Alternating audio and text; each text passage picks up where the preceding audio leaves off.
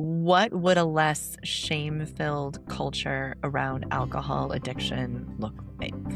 I don't know. So much of this whole thing for me revolves around hope and just again sharing what I've been through to give people hope.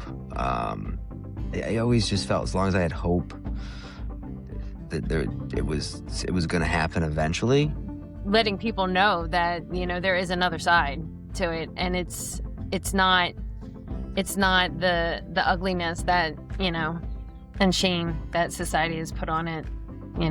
There is hope, positive happiness on the other side. If there wasn't so much shame dumped on people because they drink too much, they would have the freedom to go look for help. They would have the freedom to talk about it. They would have the freedom to try and fail and try again and do what they needed to do without feeling like there was something so horribly wrong with them that they can't let anybody know about it. At its core, one of the main messages we always see is alcohol equals fun. And I think if we're going to have a less shame-filled culture around it, we need to start talking about how much fun life can be without it. Welcome to No Alcohol Needed, the podcast. You're hanging out at the intersection of emotional wellness, personal growth, and living an alcohol-free life. Here we share everything we've learned and continue to learn about how to be happy, no alcohol needed. Hey, everybody. Welcome to No Alcohol Needed, the podcast. We are so happy you're here hanging out with us. We've got Matt and Kristyna with us today. And I just want to remind you guys, if you don't know Matt and Kristyna yet, if you have not gotten to know all of our guests from this season, make sure you go to our website, noalcoholneeded.net. If you click on Meet the Voices, you can get to know these two. You can get to know everybody. We've got 8 amazing people that have been hanging out with us all season. So for sure, check that out. They're doing all kinds of awesome things in the recovery community, and we want you to get to know them because we think they're amazing. So, with that, we're going to go ahead and kick this off. We are talking about stigma today. So we all know that stigma is very real. And it's the general attitude in our culture surrounding certain things that definitely, obviously, includes alcohol. Stigma is that thing that leaves you feeling ashamed and embarrassed when you realize that it's harder to quit drinking than you thought it would be. And even after you quit drinking, it can still play heavily into how you show up in your life and show up in your relationships. So we're going to talk about stigma today. We're going to talk about how it impacts people who struggle with alcohol dependency. And also, we want to talk a little bit about how we as a collective can start quieting the stigma a little bit and lifting some of the shame. So I'm going to throw a question right out there to kick us off. Why does struggling with alcohol feel so much more embarrassing than struggling with other things? I think it's like one of the reasons is because it feels like everybody else has it figured out, and you're the only one who can't get it right. I felt like I was the only one who, would wake up the next day and need to ask people what happened. Everybody else just, was having a good time. It was fun for them. So I really think that was, that's one of the reasons. So you felt like you were felt alone in it, like you were pretty Mhm. isolated and in what that felt like.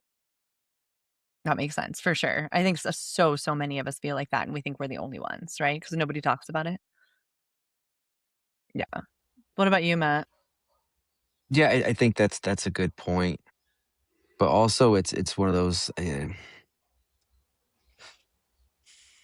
misinformation out there about it, right? Like it's looked at as like the person is a weak, doesn't have self control. All these things are wrong with them, or other things are wrong with them, versus looking at the addiction as a disease, right? And understanding what that means in the big picture of all of this stuff. I think about it with when I think of somebody who is struggling with alcohol. It's like the homeless person, at the traffic light with a sign asking for money, homeless, or living under the bridge, with the paper bag. Like this, it's just you don't understand what it really is.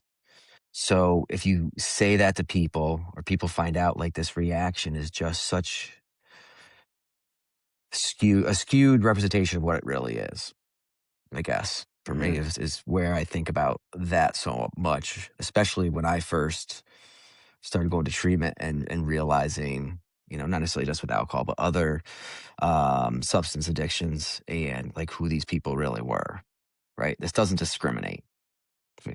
That's a big thing. Right. Alcohol is the great equalizer. It doesn't care who you are, what you do for a living, doesn't care where you live, any of that. It's across the board. It will take anybody it wants to take, right? So, generally speaking, I think someone with an alcohol problem is portrayed in TV and film under a certain light. And Matt, you explained part of that, right? It's how we portray it. We've done better overall, I think, in certain movies and TV shows and things that portray alcoholism in a different light than it did previously. But I think those previous notions are really hard to change. It's like a belief system that you have. Someone believes in God, you're not just going to go ahead and tell them to not believe in God anymore. Mhm. I don't know if it's that severe, but if you think about it in that light, it's really hard to change that perception once you've already developed the perception. You need to see something different. How often do we see someone who had a problem, who doesn't have a problem anymore, and know it to be able to change the perception? Because we need all of that to happen to actually change it. Now, I go to work and I'm an accountant, and I see people all the time, and no one knows the problem that I had. So there's no opportunity to change the perception unless we end up in that conversation. My boss knows. So he has his own perceptions. We all do. Uh, and especially when it comes to I have a problem, Matt, you mentioned the fact that I don't have any self-control, or that's the way it comes across. Like, why can't you just stop? Back in Yep. our days, right? Yep. Um, it's not as easy as those words come out. Mhm. There's also the part where nobody who has, if you've never experienced it, then you can't wrap your head around what it's like inside of it. There's no way, no matter how much you read, no matter how much you listen to people like us talk about it, you're never going to understand what that feels like. Not really. Um, so it sounds so easy to be like, just don't drink, right? We've all been told that for a long time.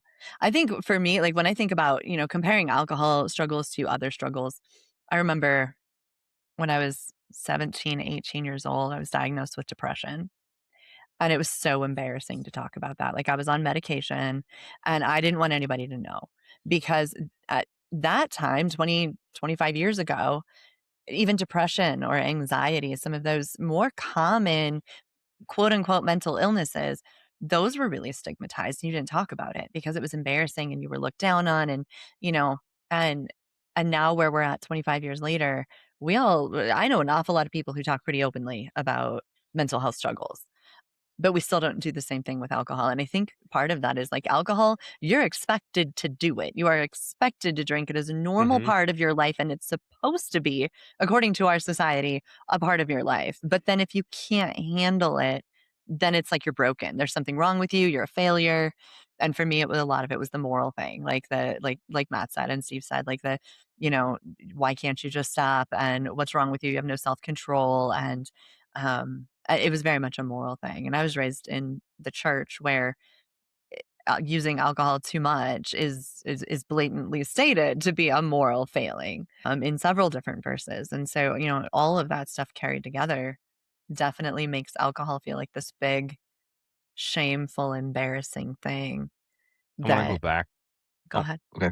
I want to go back to what you were saying there about kind of like how it's portrayed, and like it's supposed to be the thing that you do, that everyone does, that's okay.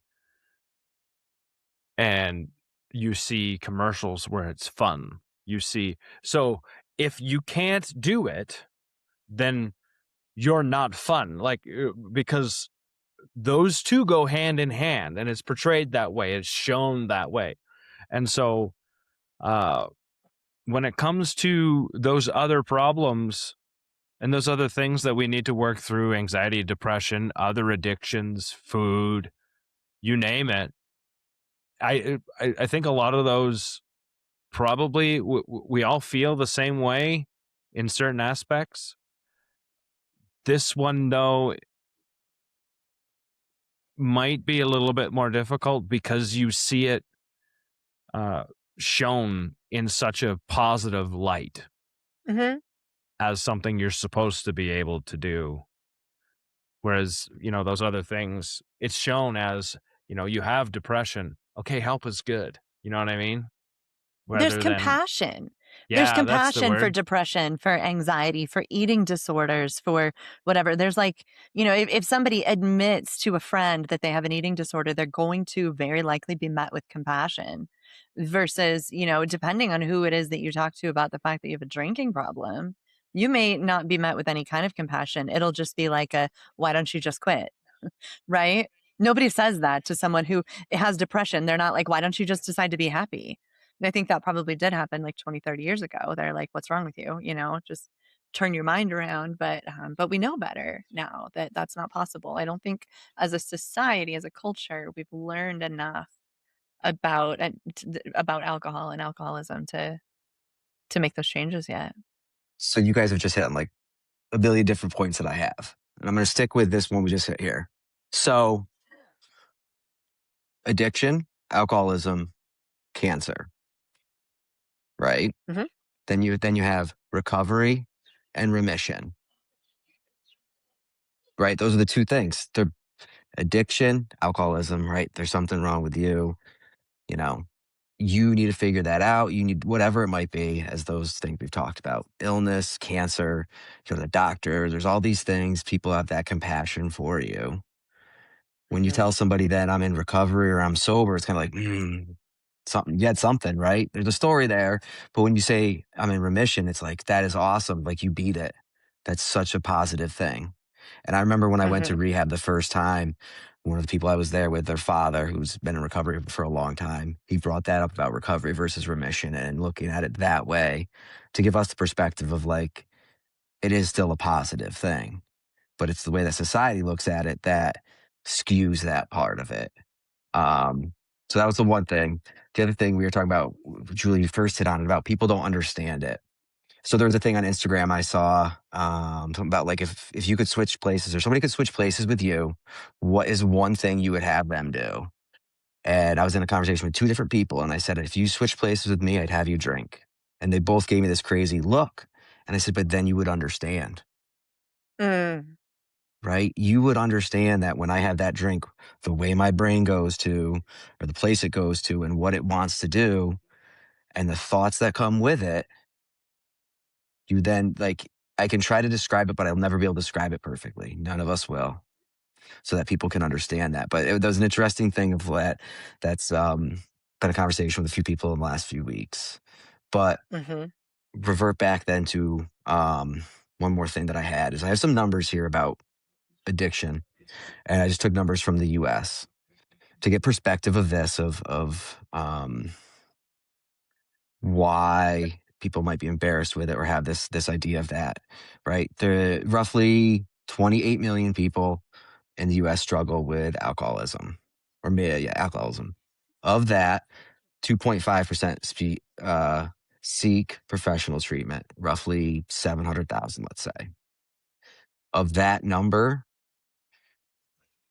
244,000 roughly hit 1 year of sobriety. So let's say 250 of what did I say, a third or more than a third, something like that. Yeah. Of that number, roughly 35 to 60% maintain long-term sobriety of 2 to 5 years is what the window was of these numbers.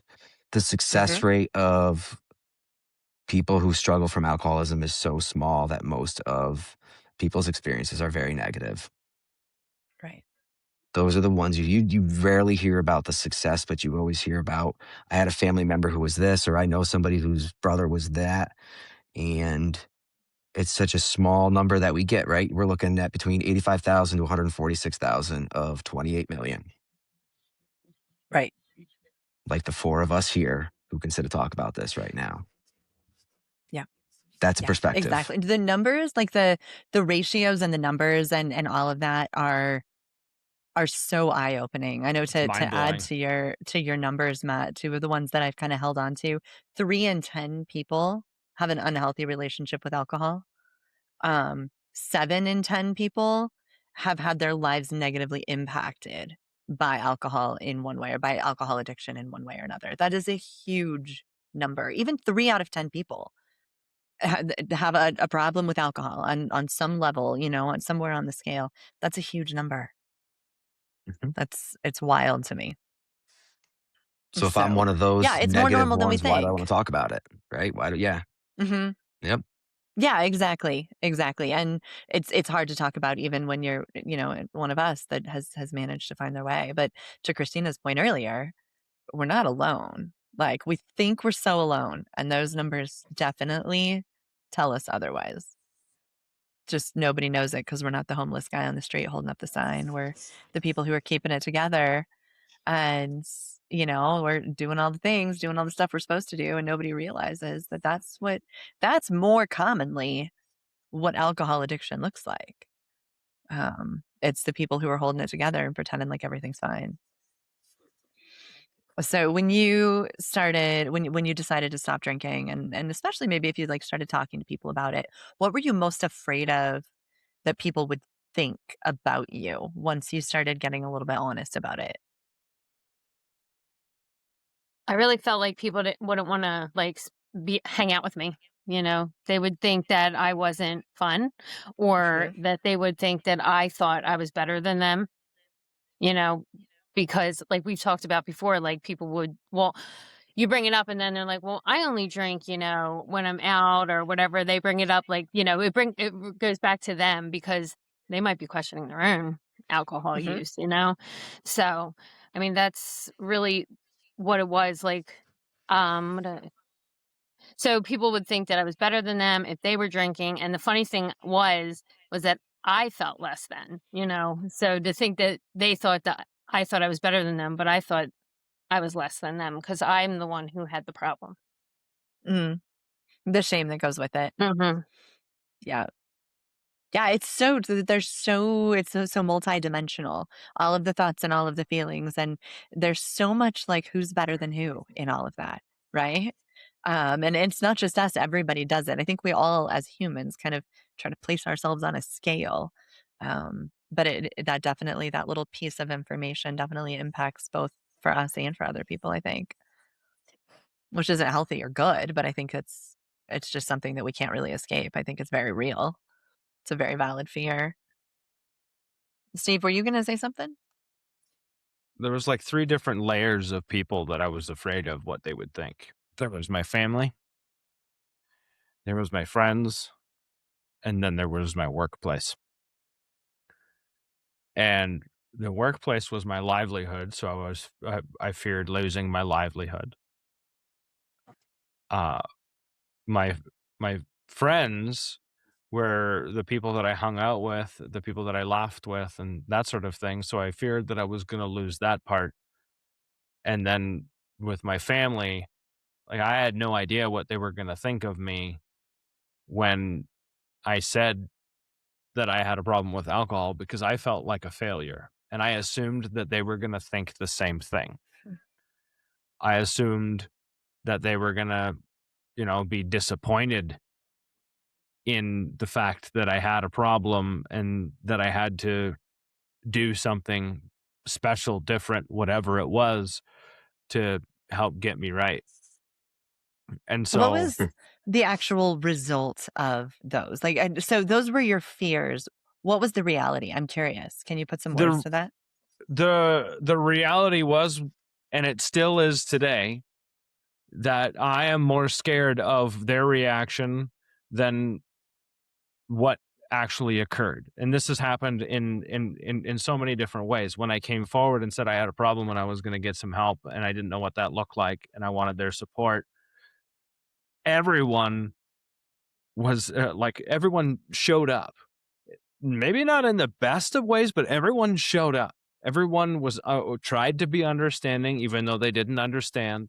Everyone had their own piece to say, but I was the one who felt the worst about myself. Nobody really talked shit to me or to my face. I don't know what they said behind my back, but I can't. You know what I mean? Everyone was pretty good. My work was pretty good. Like the idea that I had about how they were going to react was completely wrong. And it was more about the fact that I was really sad that I had a problem and a thing that I couldn't control, it felt extreme to me. And still to this day, I'll bring it up in conversation sometimes when it comes up, and I don't fear it anymore, because I've had way more positive reactions than I've had negative reactions. I've had way more positive things come out of it than I have had negative things come out of it. And I've had negative things come out of it, for sure. But if I hold on to the 1 or 2 negative things out of the 10 positive things, I'm missing out. And what it comes down to is I kind of refuse to live in fear of something that stopping drinking and doing the work and doing those things. I refuse to live in the fear of of how that's benefited me. Definitely. Once again, stigma wise, I'll stop here. But once again, stigma wise, if you can't stand in front of it, then all I'm doing is allowing the stigma to occur. 100%. Absolutely. I agree with that. Kristyna, I'm going to ask you the same question that I asked Steve. So your fear was that people would either look down on you or they would think that you thought you were better than them. What did the reality end up being? What did that actually, how did it actually play out? Was the fear accurate? No, I don't think so. And honestly, it's funny. I was going to say, with what Steve was saying, it's in the beginning, you have all this fear and all this doubt. And when you're in those first, I don't know how long, but in that first period, you're really afraid of everything. But as time goes on and you really discover who you are, because you never knew who you really were, some of the stuff that you were afraid of, you don't really give a shit about anymore, and you're just whatever. But then, and the things that do matter,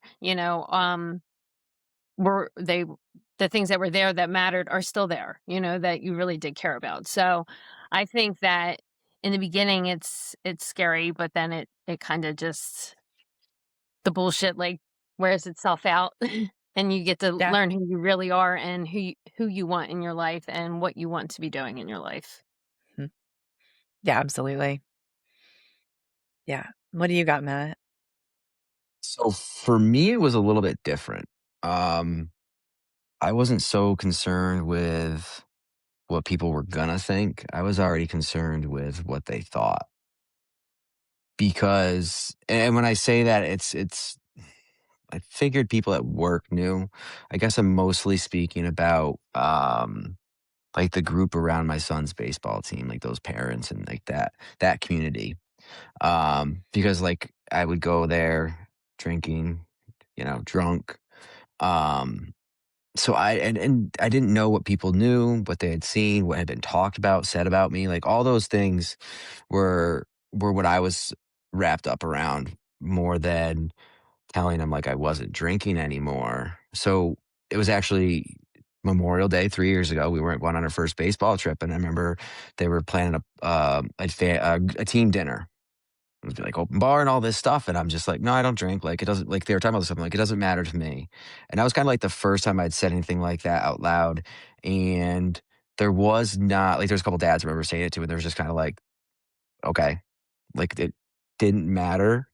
But then if I go to last year, another baseball trip, we were talking about stuff, and I was getting ready to record one of the podcasts.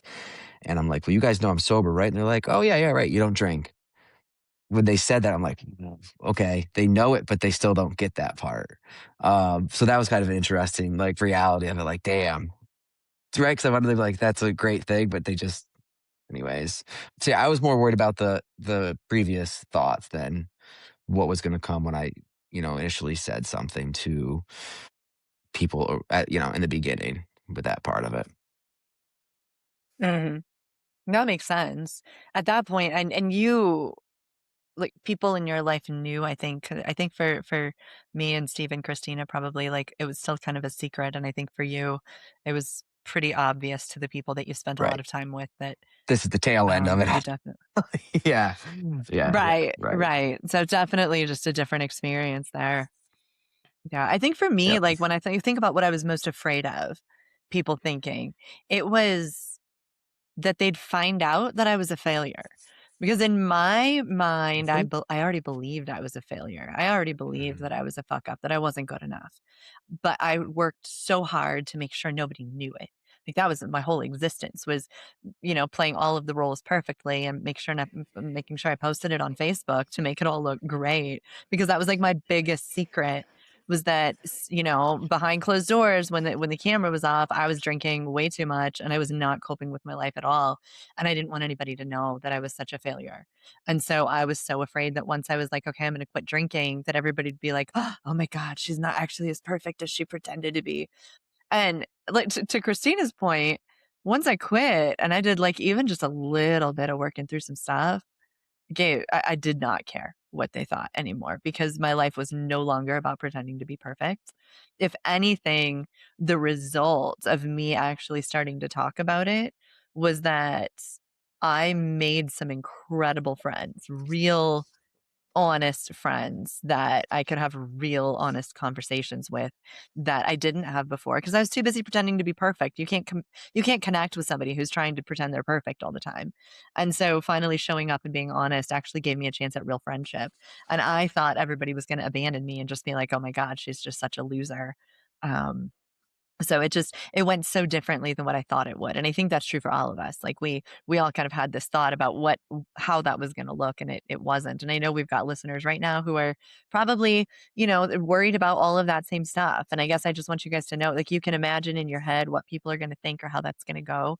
Rarely does it turn out the way you think it's gonna go.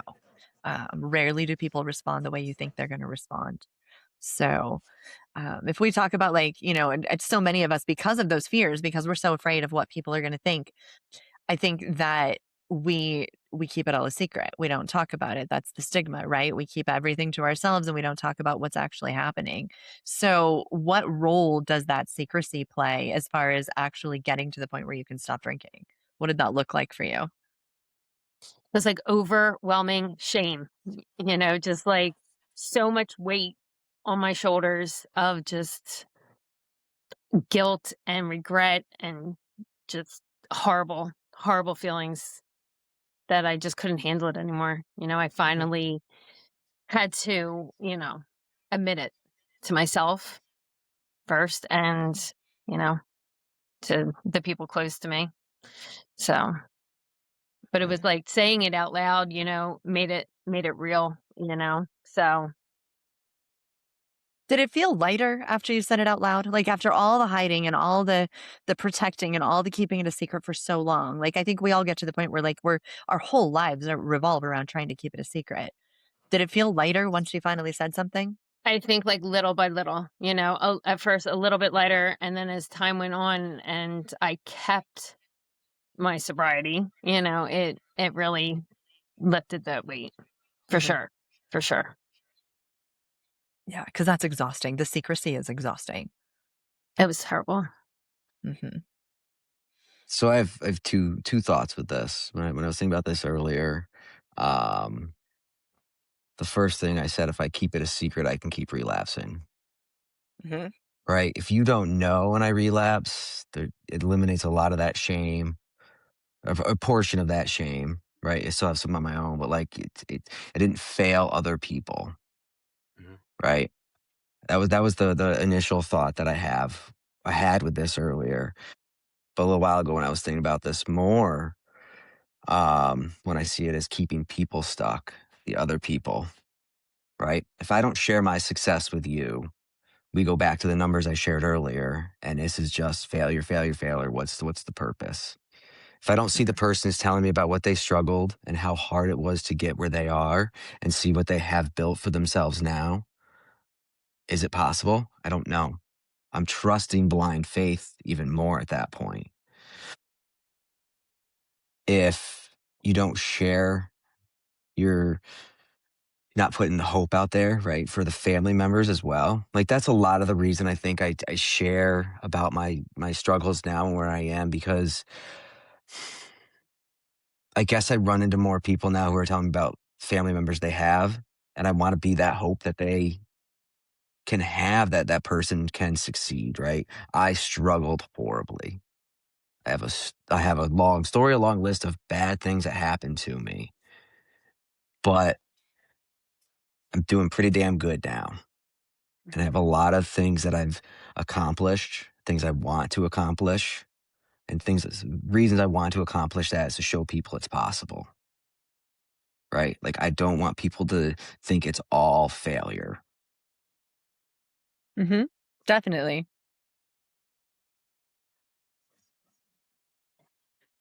I remember when I was getting near the end, it was about a year before, and I went to therapy. My work had a therapy thing where you could go and didn't cost anything. And you got, like, I think 5 free sessions. I went to all 5. I went to all 5 of them drunk. I remember leaving the last one, telling the lady that I wish I could do more because I don't want to keep coming back. I went there because I was feeling depressed. I went there because I didn't feel good about myself, and I didn't know how to explain it any other way. And I mean, she asked me how much I drank as just a typical normal question that you would ask any other client. And I full on lied. And I say this because you're asking about secrecy. Mm-hmm. And it was that one secret that if I was to let that cat out of the bag, I was going to have to do something about it now. And I fought against that secret. I kept the lies to keep that secret. There was a whole life that was carrying that secret. Relationships, everything else that I thought existed beyond that. So I felt like I had to keep the damn thing. Otherwise, I was going to have to essentially feel like I was going to blow myself up. The relationships, the friendships, personally, the shame you talked about, Kristyna, absolutely. And if I was going to say something, then I was going to have to do something, and didn't want to have to do something. I just didn't. I wasn't there yet. I didn't want to have to go through whatever the heck it was that I was going to have to go through to make that change. So I made other problems to work on instead.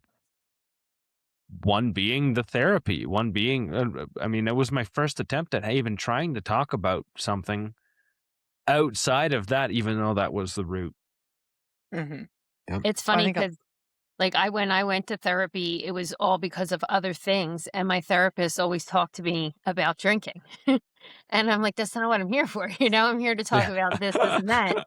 And that's what she's the one who challenged me, though. She said, why don't you try to do 30 days, no alcohol? And I was like, there's no way. And here I am now. But yeah, that's what I did the same thing, Steve. It's like depressed, anxiety, all that stuff, alcohol has nothing to do with it.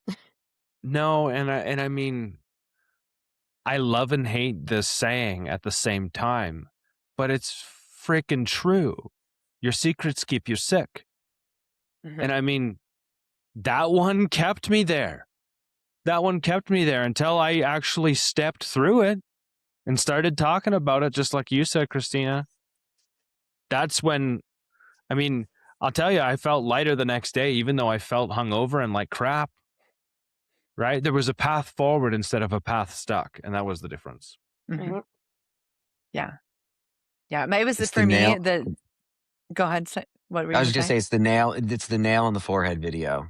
Like if people search that on YouTube, they'll see Yeah. it's all the I other know which one problems you're except talking for about. the nail on the forehead. Hmm. Yeah, exactly. I mean, I think that's kind of what we all did. We all looked for every other, problem to solve, so we didn't have to solve the actual problem.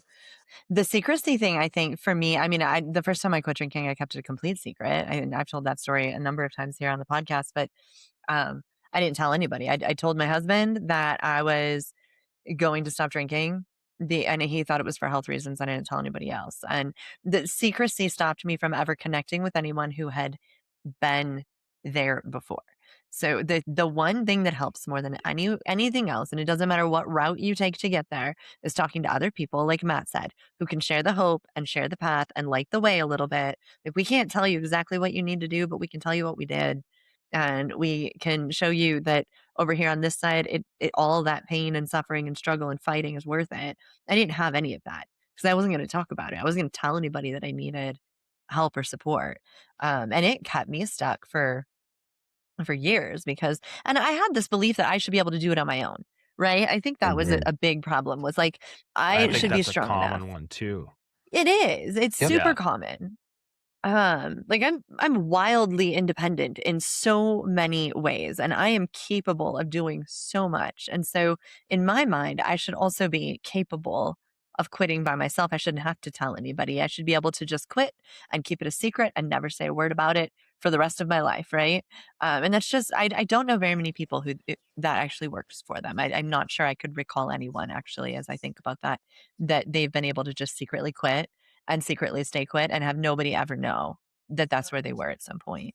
Not and stay successful, not and make this lasting. It's the talking about it that makes it And then possible. if you're gonna go back to Matt's statistics, if there and I'm sure there are people out there who have done that thing, but if you go back to the statistics, that person is like 0.01% of that statistic. For sure. Like there's not hundreds of them of that No. 85,000 or whatever was on the list.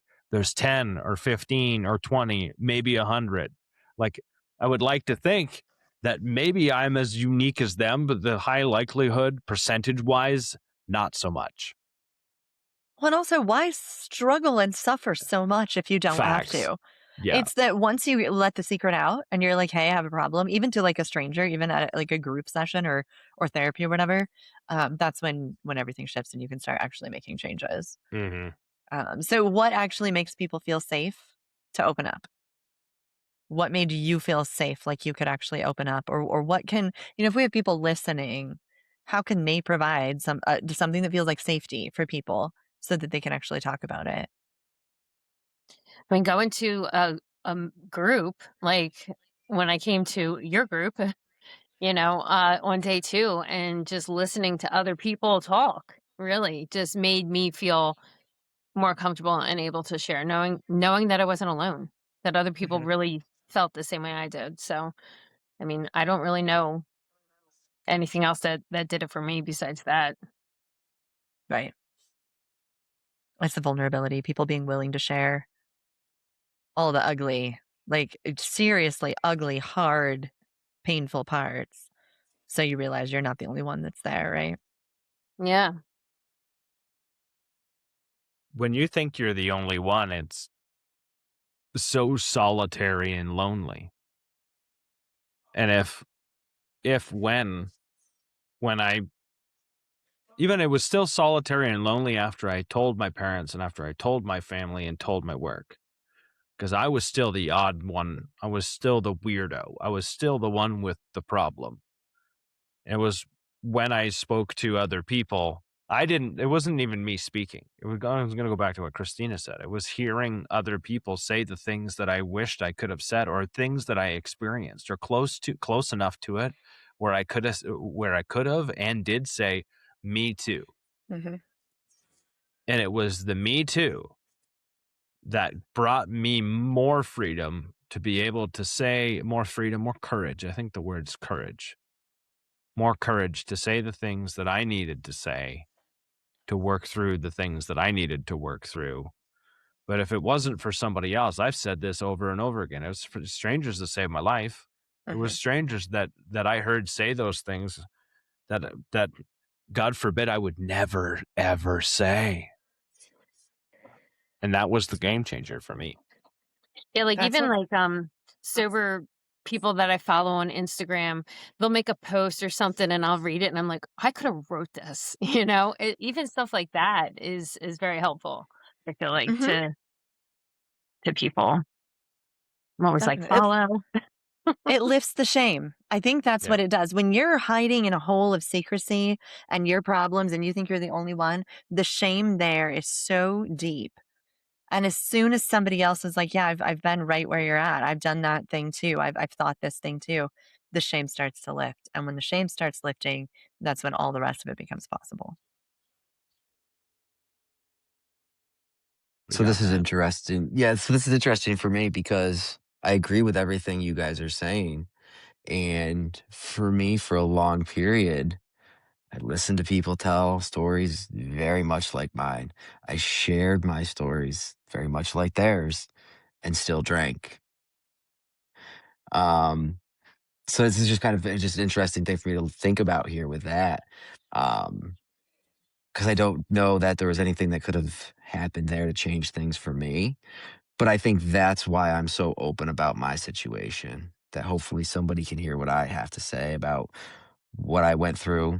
And even that, maybe that comment right there, right? Like I was willing to share it, but still drank, and maybe that will click something for somebody. I mean, I'm willing to talk about pretty much anything. I told you guys that before. Ask me the question. Most likely I'm going to answer it because if it helps somebody else, I'm willing to do that. Mhm. Yep.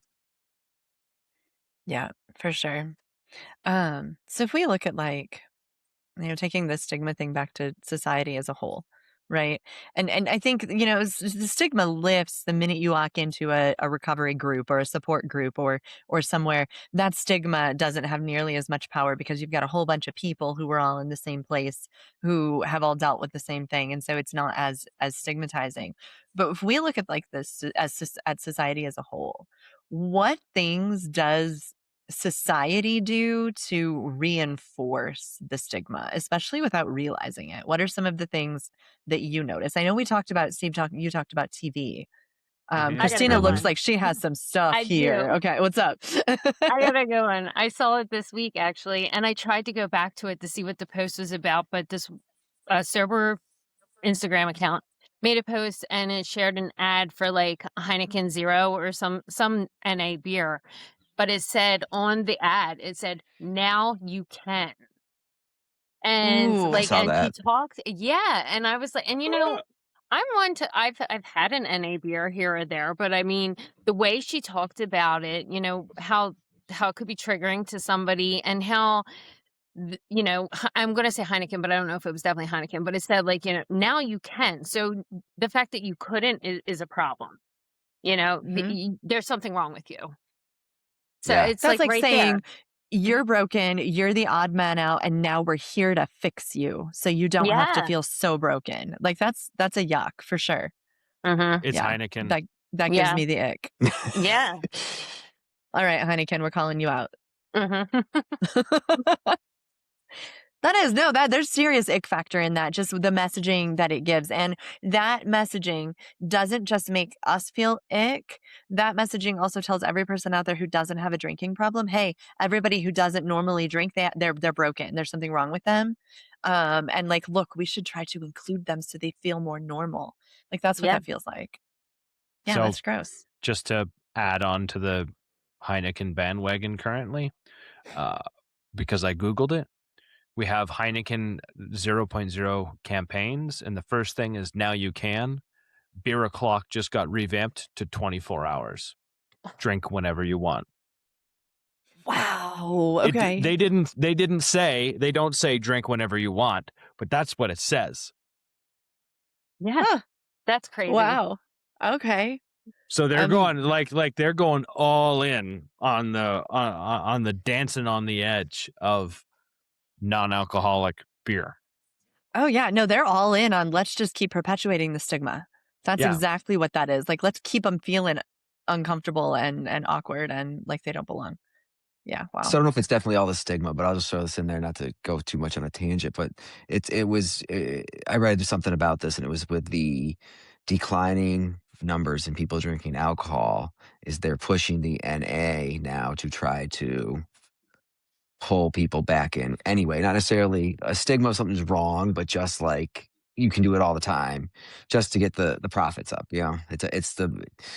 I guess I'm kind of defending him here in a way, which I'm not trying to do. But with the article was a good article about just explaining more to it than just I saying mean, we're it's all about broken. money, right? But It's but all about yeah, money to but it them. So, but it is though, right? Like the ads, TV, just the misinformation out there, mhm, right? yeah. Um,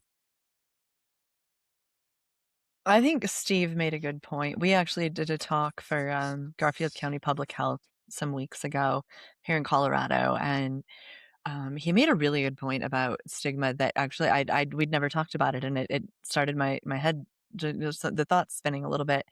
In that, we have like sober events, right? If you look up on, we've got a couple different places here in our town that, they provide sober events where you can go to a dance without alcohol and you can hang out with your friends, or you can, go to this concert that's focused on sobriety and recovery. And I hadn't really thought, like, that's not a thing I'm into. I would much rather go hang out with my friends at a bar and just not drink. Like, I'm gonna have more fun there. But it never occurred to me how actually kind of stigmatizing that is, to be like, you are different, you belong over here, not with those people. And hmm, I could never really pinpoint why I didn't like that feeling. I remember like there was a sober New Year's Eve party, and I guess like I see both sides. I'm not going to say it's all bad, because there are people who, if they can't go to a sober event for New Year's Eve, then they're not going to go anywhere. Like, they don't feel comfortable going to a friend's house or whatever. And I get that. And so I'm not saying it's all bad, but I do also get the point that Steve was making. Sorry if I took what you were going to say, Steve, but like that one's been stuck in my head. That I think that sends this message that you're different. You have to stay over here, and it sends a message to all of society. These people are different. They need to stay over here in their own special sober event, where nobody drinks, because they're too broken to hang out with the normal people over here. And I don't like the way that it feels. And I don't think I had words for that until we talked about it at that event. So like, if you think about what happens when we isolate, and I think when we isolate, we stigmatize immediately. When we pull people out and call it an inclusive group, but it's exclusive, right? It's an inclusive group. All sober people, everyone's welcome. The people that aren't sober aren't going to show up unless they're showing up with another sober person. So you've, and I think this goes against a lot of common logic generally, right? That's an exclusive space for those people, not an inclusive space, because we're creating the bubble, the safe bubble. And mhm. we've done this in a lot of different areas. And to give another example, we have inclusivity in the workplace and stuff like that, where we take groups of people racially and we bunch them up together and we celebrate them. And we create a stigma around that when we do that, because we're not all celebrating them as a group. We're not celebrating. I want to celebrate someone else's culture with them, but not in this space. We celebrate it in a common space, in a common area where it's common. It could be common to all of us. That to me is inclusive, despite whatever it is, rather than creating the space and creating the bubble and then inviting people into the bubble. And so, like, I don't know. I think I'm still wrapping my own head around that idea, but in some ways it's great, and in some ways it creates more of it. And I think it's our job and I said this at Garfield County too. I think it's our job, us four people that are willing to speak about it. I think that's our job. That's our responsibility, is to speak up about it and do those things and stand in front of it, because stigma only disappears when we stand in front of the stigma. That's it. It'll continue to exist unless we prove it different. We can't expect someone to just remove stigma because I tell you to. It doesn't work that way. We have to live it and show it. And when you have the courage to do that, I think that's how we break stigma down. Mhm. And I think that there's a bit of an example here where I know that even now versus 5 years ago, if I go to a bar, there are several non-alcoholic options. There are lots of people not drinking. Like that is an actual picture of the stigma starting to decrease and change. So I can Absolutely. go hang out. I don't feel like I'm the odd man out. I don't feel like a weirdo because I ordered a non-alcoholic beer or because I have to sit there and drink water because that's my only option. Right. So I think that, to look at that picture and to give some hope too, that is changing. It is shifting. I can show up now at a bar and not feel like I'm a weirdo and like there's something wrong with me and I'm broken, because they do provide drinks for those of us who don't want to drink alcohol. And they do, there are other people there. So I think that we are seeing some change for sure. I think we're definitely headed in a much better direction than we were even 5 years ago. Absolutely. Yeah. So did you want to say something else, Matt? No, I was just agreeing with what you were saying there. Oh, okay. But that's Okay. changed a lot in a short period. It has. Yeah. And I think, that's probably why the alcohol companies are panicking, but Athletic is rocking. I would bet you they've got some amazing, amazing stats right now. So if we've got people listening right now that they would love to kind of help reduce the stigma, what are things that they could do, even in their circles, even if they're not, ready to jump on a podcast and blast their sobriety to the world?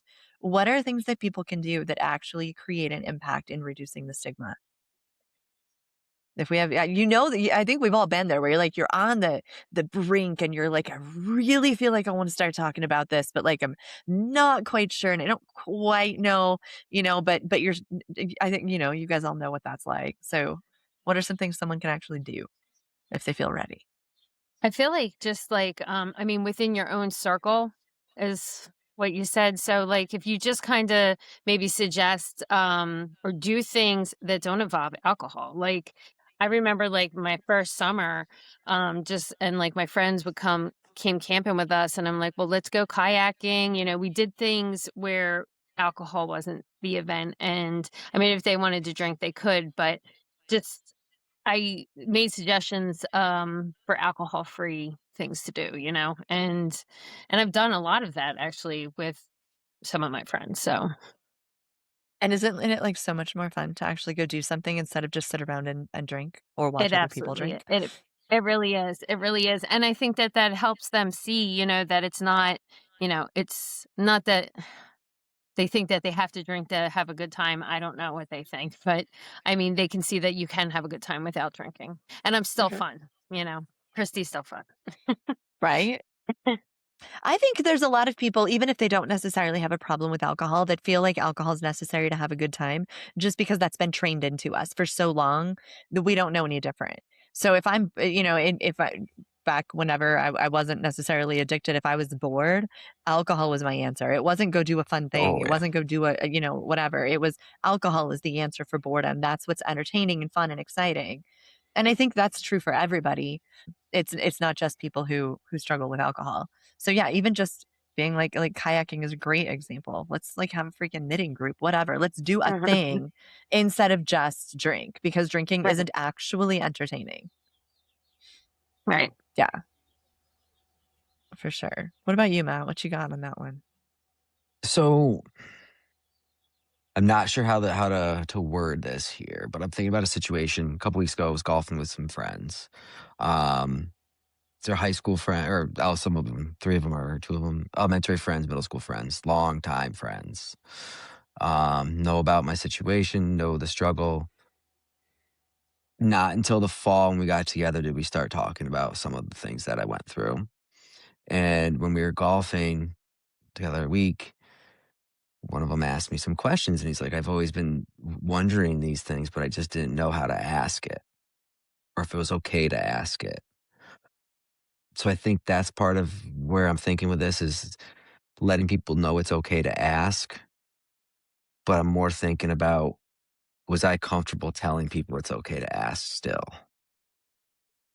Right. So it's this fine line of a great way to work on breaking the stigma, but I don't know exactly the best way of that, but it's one of those things of, I don't know. I don't know if there was a point where I was not willing to talk about it. Maybe not willing to talk about it because I didn't know how to talk about it, how to describe things correctly for people. Um, but I guess some in some way the conversations have to be had. Information needs to be Mhm. shared, right? Correct information needs to be shared. So many people hear something and they share something and then it's incorrect, right? And Yeah. where's then the stigma? You're Mhm. not hearing it directly from the person who experienced these things or had the family member who they saw suffer for a long period but got better. Um, something with that, something good. I'm sure Steve will figure out a way to summarize it.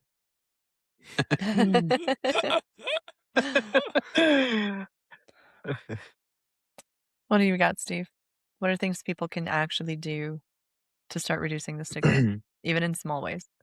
Yeah, I think Matt said something that I was thinking about, and I think that's the being open to listen, being open to the questions, being open to the conversation.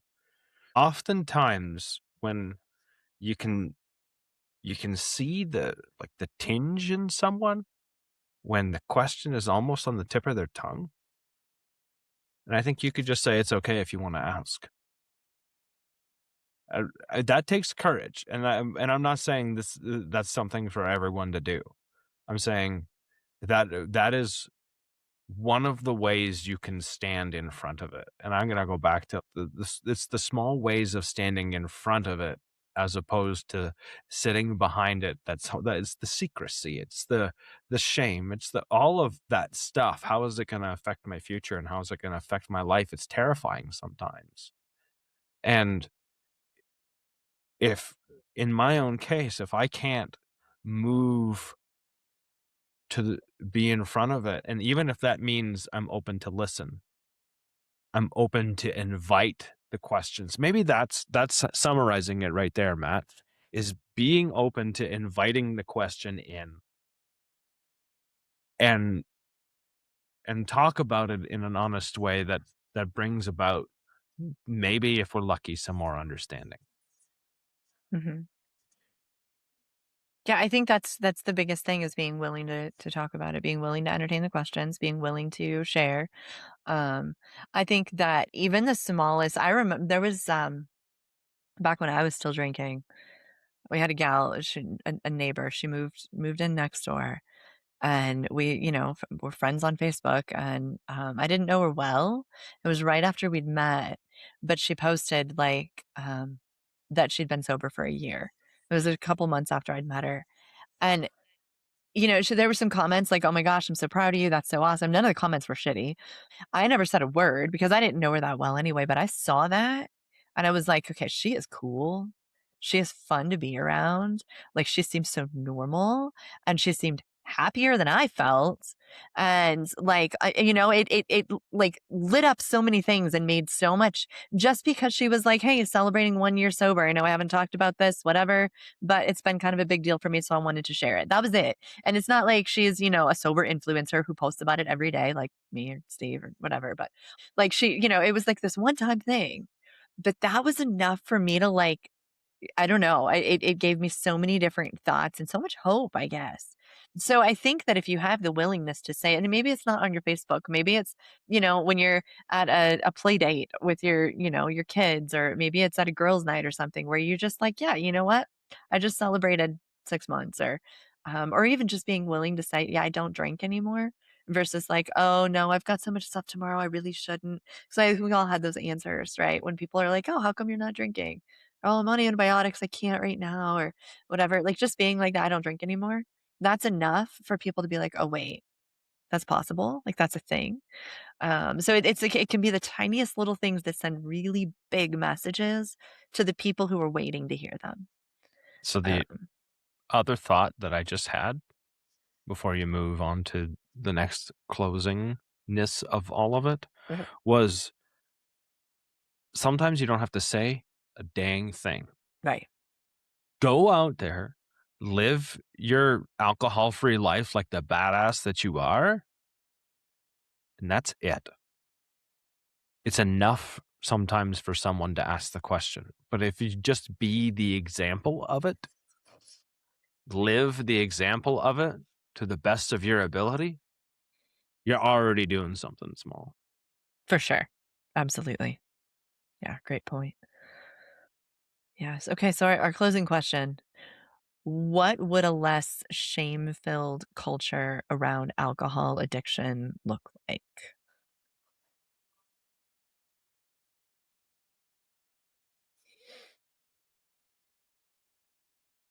I don't have any notes on this one, so I'm gonna listen. You're also allowed to wing it. That's what we do around here.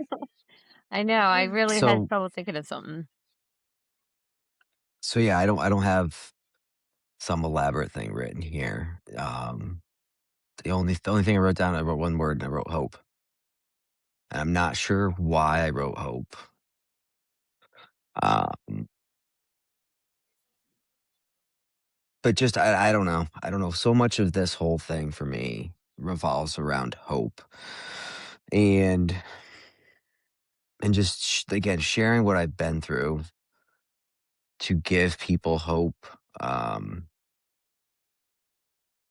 right? Like I always just felt as long as I had hope that it was going to happen eventually. And I don't know. Like I just think that I don't know. I just wrote hope.